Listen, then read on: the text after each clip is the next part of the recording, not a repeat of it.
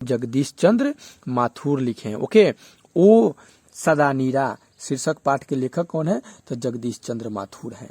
ओ सदा नीरा पाठ के अनुसार गांधी जी ने आश्रम विद्यालय कहाँ स्थापित किए थे? याद रखिएगा, बरहरवा में, मधुबन में और भितिहरवा में, 3 जगह पे क्या किए थे? वो आश्रम विद्यालय स्थापित किए थे, मधुबन, बरहरवा और भितिहरवा में। ठीक है,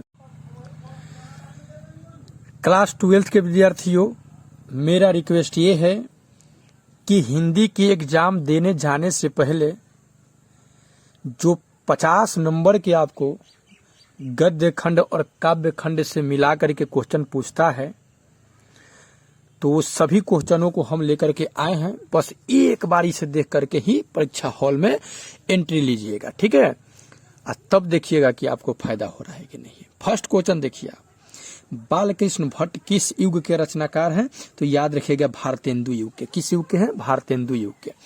बालकृष्ण भट्ट के पिता का नाम क्या था? तो बेनी प्रसाद भट्ट। बालकृष्ण भट्ट के पिता का नाम क्या है? बेनी प्रसाद भट्ट। दमयंती स्वयंवर किस लेखक की रचना है? तो याद रखिएगा कि बालकृष्ण भट्ट। बालकृष्ण भट्ट दमयंती स्वयंवर लिखे हैं। बातचीत शीर्षक निबंध के निबंधकार कौन है? तो बालकृष्ण भट्ट। बालकृष्ण भट्ट किस काल के रचनाकार हैं? आधुनिक काल के। बातचीत शीर्षक निबंध के अनुसार रस का समुद्र किनके बातचीत में उमड़ आता है? तो 2 सहेलियों की बातचीत में। 2 सहेलियों की बातचीत में क्या होता है कि रस का समुद्र उभर आता है। ठीक है, तेरी कुमराई हो गई किस कहानी से संबंध है? ये जो शब्द लिया गया, तेरी कुमराई हो गई, ये कथन जो है ये किस कहानी से संबंध है? तो उसने कहा था। उसने कहा था। हिंदी कहानी के विकास में मील का पत्थर कौन सी कहानी मानी जाती है? तो उसने कहा था। उसने कहा था जो है मील का पत्थर साबित है। चंद्रधर शर्मा गुलेरी की कहानी है, उसने कहा था। चंद्रधर शर्मा गुलेरी की कहानी कौन है? उसने कहा था। उसने कहा था कहानी कैसा कहानी है? तो युद्ध की कहानी है, दिव्य प्रेम की कहानी है, प्रेम पर बलिदान होने की कहानी है। अर्थात इनमें से सभी हो जाएगा। ठीक है, जब वहां पे देगा तो ध्यान दीजिएगा। उसने कहा था किस प्रकार की कहानी है? तो कर्म प्रधान। उसने कहा था किस प्रकार की कहानी है? तो कर्म प्रधान। याद रखिएगा, लहना सिंह अपना कर्म करता है। ठीक है, और प्रेम पर बलिदान तो हो ही जाता है। उसने कहा था कहानी के नायक कौन है? उसने कहा था कहानी के नायक कौन है? तो उसने कहा था कहानी के नायक है आपका लहना सिंह। कौन है? लहना सिंह। उसने कहा था कहानी के नायक है। उसने कहा था किस वर्ष की रचना है? तो याद रखिएगा 1915 की यह रचना है। उसने कहा था कहानी के कहानीकार कौन है? तो चंद्रधर शर्मा गुलेरी है। कौन है? चंद्रधर शर्मा गुलेरी। लहना सिंह कहानी का पात्र है। लहना सिंह जो है, लहना किस कहानी का पात्र है? तो यह उसने कहा था, हीरो है उसमें। ठीक ना। चंद्रधर शर्मा गुलेरी किसके अभिभावक बनकर मेयो कॉलेज अजमेर में आए? तो याद रखिएगा, खेजरी के नाबालिग राजा जय सिंह। खेजरी के नाबालिग राजा जय सिंह के। उसने कहा था शीर्षक कहानी में, यह किसने कहा कि उद्यमी उठ सिगड़ी में कोड़े डाल? ये कहे थे सूबेदार हजारा सिंह। कौन बोले थे? सूबेदार हजारा सिंह। ओके, अगला देखेंगे, जयप्रकाश नारायण जेपी बाबू द्वारा रचित पाठ का नाम क्या है? तो संपूर्ण क्रांति है। क्या है? संपूर्ण क्रांति। जयप्रकाश नारायण के बचपन का नाम क्या था? बाउल। या पुकार नाम भी पूछेगा तो आप बाउल ही जवाब दीजिएगा। ओके, जयप्रकाश नारायण ने छात्र आंदोलन का नेतृत्व कब किए? तो 1974 में। कब किए? 1974 में। अगला है रिकंस्ट्रक्शन ऑफ इंडियन पॉलिटी नामक पुस्तक किसने लिखी? तो ये जेपी बाबू लिखे हैं, जयप्रकाश नारायण। कौन लिखे हैं? जयप्रकाश नारायण। अपना देश पिछड़ा हुआ है, बावजूद इसके कि हमने लोकतंत्र की स्थापना की है। यह उदाहरण किस पाठ से लिया गया है? तो याद रखिएगा, संपूर्ण क्रांति से लिया गया है। संपूर्ण क्रांति का नारा किसने दिया था? संपूर्ण क्रांति का नारा किसने दिया था? तो ये दिए थे जेपी बाबू, यानी जयप्रकाश नारायण। संपूर्ण क्रांति का रचनाकार कौन है? तो जयप्रकाश नारायण। संपूर्ण क्रांति का रचनाकार कौन है? जयप्रकाश नारायण। ओके, जयप्रकाश नारायण मार्क्सवादी कब बने थे? तो 1925 में मार्क्सवादी बन गए, यानी कार्ल मार्क्स के विचारों पर चलने वाले। ओके,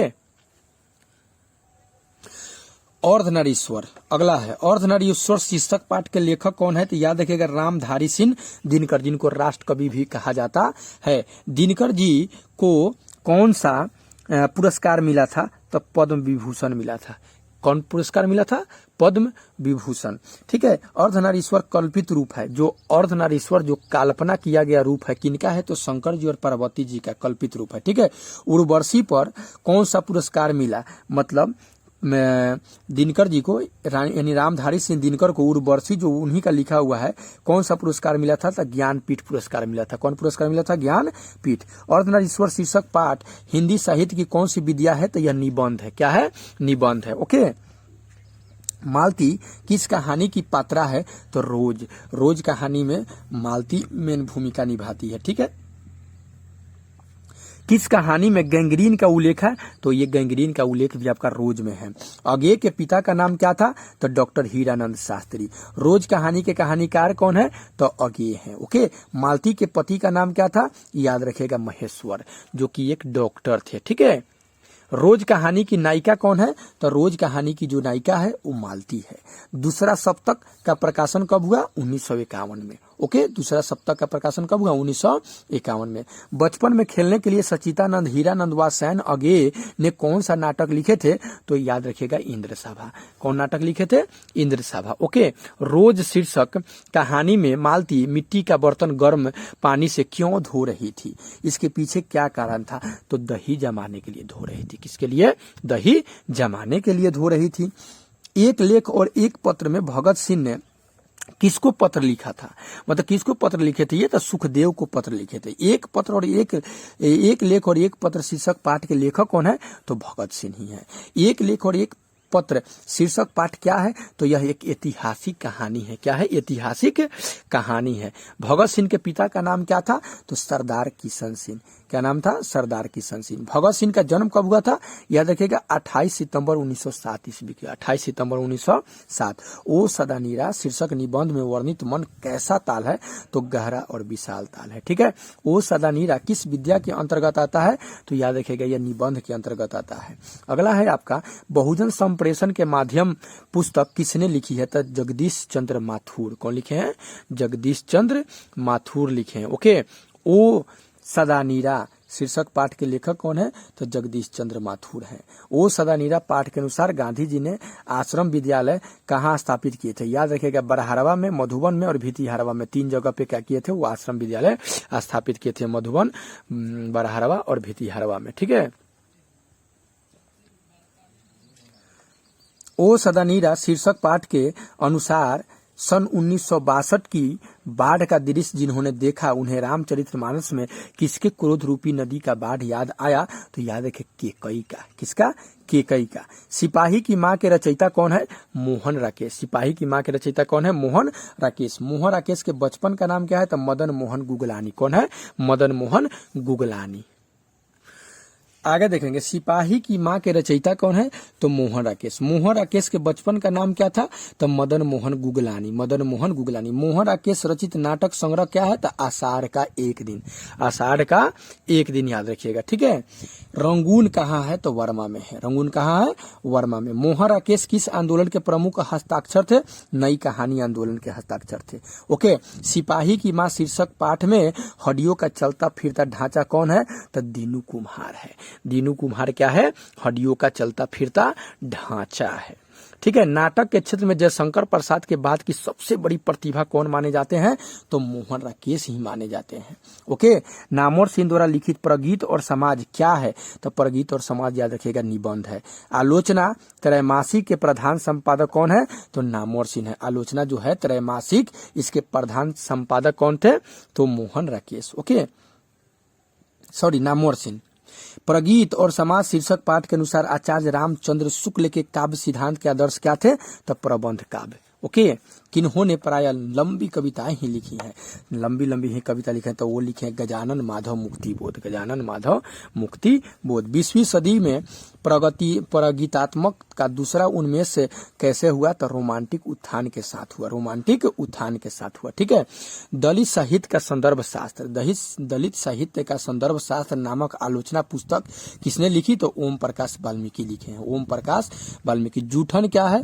तो जूठन जो है ना, आत्मकथा है, ऑटोबायोग्राफी है, आत्मकथा है जूठन। ठीक है। अगला है जूठन शीर्षक रचना हिंदी साहित्य की कौन सी विद्या है? तो ये आत्मकथा है। जूठन क्या था? आत्मकथा। जूठन हिंदी साहित्य रचना की कौन सी विद्या है? तो आत्मकथा।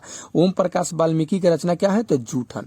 जूठन शीर्षक आत्मकथा में स्कूल के हेडमास्टर का नाम क्या था? तो कलीराम था। ठीक है, कहानियां पढ़े होंगे तो याद होगा, ये जो आत्मकथा पढ़े होंगे। ओम प्रकाश वाल्मीकि को डॉक्टर अम्बेडकर राष्ट्रीय पुरस्कार कब प्राप्त हुआ था? तो 1993 ईस्वी में। कब प्राप्त हुआ था? 1993 ईस्वी, 1993 में। मलयज। मलयज की रचना कौन है? तो न आने वाला कल है। सॉरी, ये सब नहीं है उनका। ठीक है, आपका क्वेश्चन वहां देगा कि मलयज की रचना कौन नहीं है, तो ये सब उनका रचना नहीं है। ठीक है, न आने वाला कल, सदियों का संताप, बकलम खुद, ये सब उनका नहीं है। हंसते हुए मेरा अकेलापन किस विद्या की रचना है? तो यह एक डायरी है जो मलयज लिखे हैं। ठीक है, डायरी है। जख्म पर धूल शीर्षक कविता किसकी रचना है? तो ये मलयज का है, जख्म पर धूल। उदय प्रकाश का जन्म कब हुआ था? तो 1952 ईस्वी में। कब? 1952 में। तिरिच किस प्रकार की रचना है? तो ये तिरिच जो है ना, आधुनिक त्रासदी है। तिरिच शीर्षक पाठ में लेखक के पिताजी कितने साल के थे? तो याद रखिएगा 55 साल के थे। कितने साल के थे? 55 साल के थे। ओके। शिक्षा शीर्षक निबंध के रचनाकार कौन है? तो जे कृष्णमूर्ति। इनका पूरा नाम है जिद्दू कृष्णमूर्ति। ठीक है, लीड बेटर की नजर में जे कृष्णमूर्ति यानी जिद्दू कृष्णमूर्ति कैसे थे? तब विश्व शिक्षक थे। क्या थे? विश्व शिक्षक। तो ये था मेरे प्यारे टोटल इतने सारे क्वेश्चन। अगर इतने क्वेश्चन को अगर देख ले रहे हैं मात्र 10 मिनट का टाइम निकाल करके, तो समझ लीजिए कि आपके लिए बहुत ही फायदेमंद होगा। ओके।